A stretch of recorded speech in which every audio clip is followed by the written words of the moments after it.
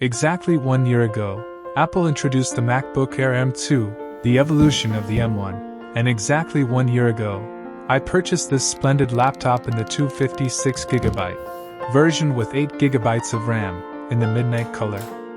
Therefore, in this video, I want to briefly share my usage experience spanning just over a year, discuss its strengths and weaknesses, and advise you on whether it might still be the ideal solution for you today. First and foremost, you should know that I chose the MacBook Air M2 not as a tool for professional work, but to harness the potential of the Apple ecosystem: reliable, fast, and functional. As a content creator on YouTube, I needed a device that would allow me to work without compromises, comfortably and anywhere I wanted. To my surprise, it exceeded my expectations. In fact, throughout all my usage sessions, I've never encountered crashes, slowdowns, or sudden freezes like I used to experience with my old Windows PCs. It worked, and continues to work, just as it did when I purchased it.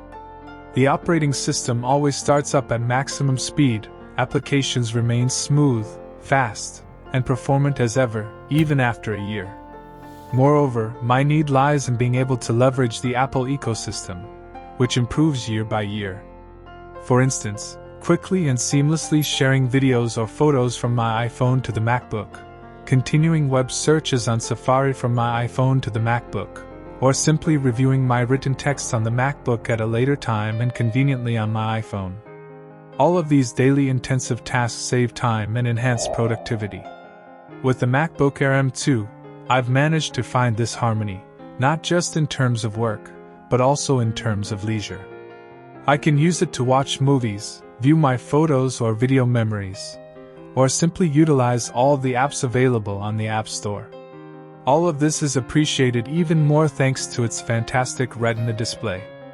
Yes, even though it's an IPS display, the colors are very vibrant and intense, with deep and dark blacks that almost make it seem like an OLED display. The quality and immersion we experience make us truly appreciate what we're doing, or give you the opportunity to work and edit photos due to its high realistic fidelity. But as I mentioned initially, it's not without its flaws. In fact, in outdoor daylight environments, I struggle a bit to view images. The peak brightness of 500 nits seems a bit insufficient. Additionally, I'm not sure if it's a manufacturing defect, but sometimes, when the ambient light sensor is exposed to direct sunlight, it seems to go haywire, causing the brightness to drop to a minimum and making it nearly impossible to see what I'm doing. Another interesting aspect is its memory capacity.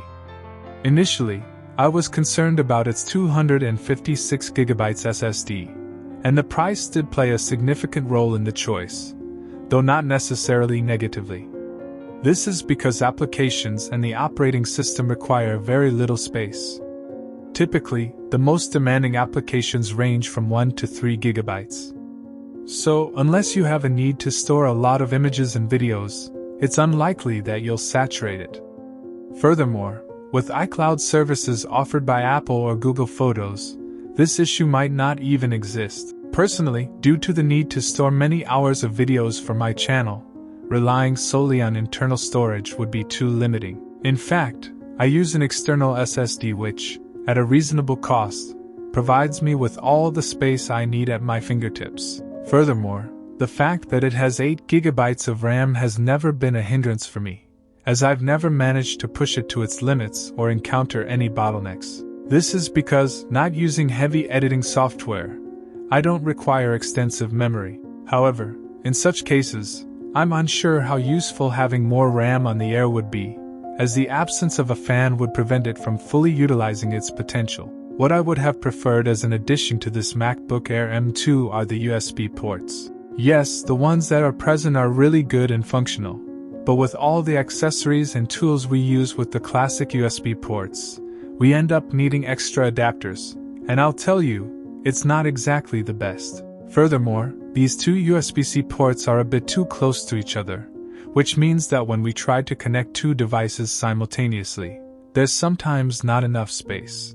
So, we have to make tough choices about which devices to connect, and it's not always the most convenient thing to do. But despite these minor flaws, I still consider the MacBook Air M2 to be truly beautiful.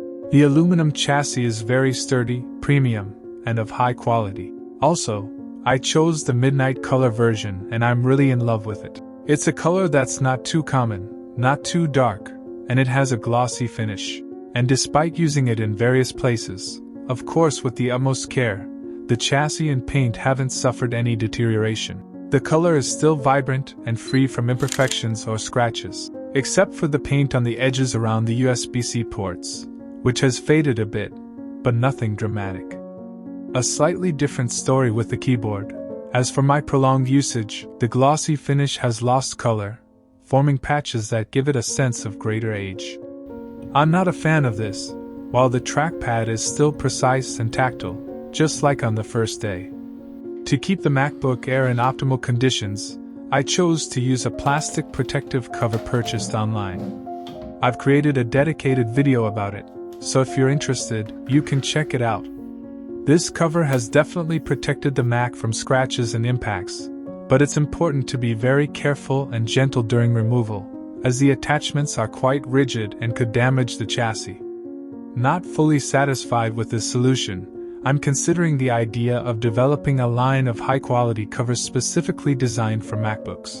Currently, I'm working on this project with the goal of creating a cover made from quality materials and with a modern design, aiming to protect our precious and expensive MacBooks in the best and most convenient way possible. Yes, I'm learning to sew and I hope they can give good results. If you have suggestions or if you're interested, don't hesitate to leave a comment. Among the recent things that have impressed me about the MacBook Air M2, the absence of fans stands out, making it light and convenient to use. The lack of fans isn't an issue for my non-professional usage. It seems to work like an iPad, but with the functionalities of a Mac. Even after intense use, it doesn't overheat, and its performance remains consistently high.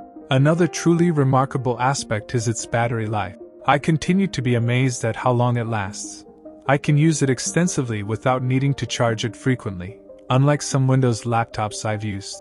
In conclusion, after a year, I can confirm that I am fully satisfied with this purchase. Apple has done a good job with this device, enabling you to perform various tasks quickly, functionally, and with high quality. As we've seen, except for a few negligible flaws, the MacBook Air M2 ages very well over time, maintaining its original appearance. So if you're looking for a good Apple device for non-professional use, I can't recommend it enough. Additionally, its purchase price has significantly decreased over time, making it a budget-friendly option. Moreover, it's worth noting that the 15-inch version has been released for a larger display workspace. I've included all the links in the description to support the channel. And with this video, that's all. Leave a free like and subscribe to the channel for future tech updates. Until next time.